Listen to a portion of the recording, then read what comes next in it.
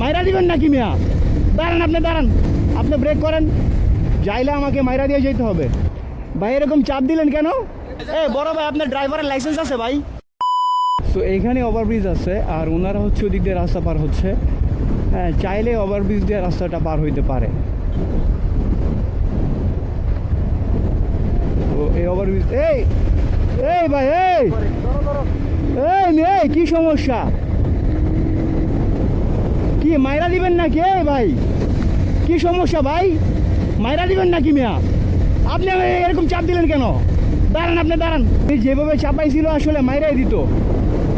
ভাই বড় ভাই, প্লিজ ভাই দাঁড়ান দাঁড়ান দাঁড়ান, আপনি দাঁড়ান, সাইড করেন, সাইড করেন, সাইড করেন, সাইড করেন, আপনি সাইড এলন ভাই, সাইড এলইতে বলছি ভাই। আপনি কই যাবেন ভাই? আপনি সাইড করেন, এখানে সাইড করেন। আপনি যাবেন কই ভাই? সাইড করেন প্লিজ ভাই। আপনি কিন্তু পারবেন না আমার সাথে ভাই স্পিড উঠায়া। আপনি দাঁড়ান দাঁড়ান দাঁড়ান দাঁড়ান দাঁড়ান দাঁড়ান, কথা বলি, দাঁড়ান।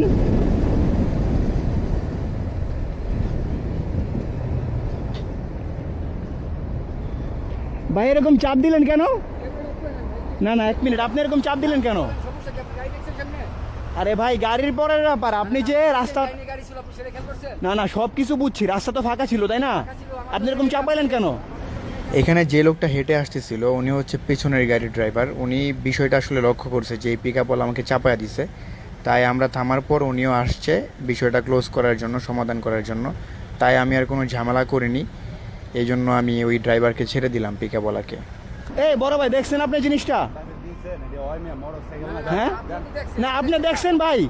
আপনিও তো একজন গাড়ি চালক ভাই। না, যেই চাপটা দিচ্ছেন আপনি বলেন, এটা কি হইলো? আমি পিছে ছিলাম, এটা কি হইলো? সামনের ভুল স্বীকার করে আপনি ভাই এখন যদি লাইগা যাই তো আমি কি থাকতাম এই রাস্তায়? বলেন ভাই, শুনেন শুনেন ভাই, আপনিও তো বড় গাড়ি চালান। যদি লাইগা যাই তো আমি কি থাকতাম ভাই এখানে? হ্যাঁ খারাইতাম না তো, বুঝেন না জিনিসটা? দুষ্টামের বুঝেন না ভাই, কি হইতো একবার ভাবেন ভাই। ভাই আপনার লাইসেন্স আছে তো ভাই? বড় ভাই, আপনার ড্রাইভারের লাইসেন্স আছে ভাই? আছে ভাই। তাহলে উনি এভাবে গাড়ি কেন চালালো ভাই? আমার তো মনে হয় না যে ভাই লাইসেন্স আছে। বড় ভাই, দয়া করে ভাই সেফ ভাবে চালায়েন ভাই, ঠিক আছে? আমি কি করলাম ভাই? আমি কি করলাম? মানে আজব কাহিনী।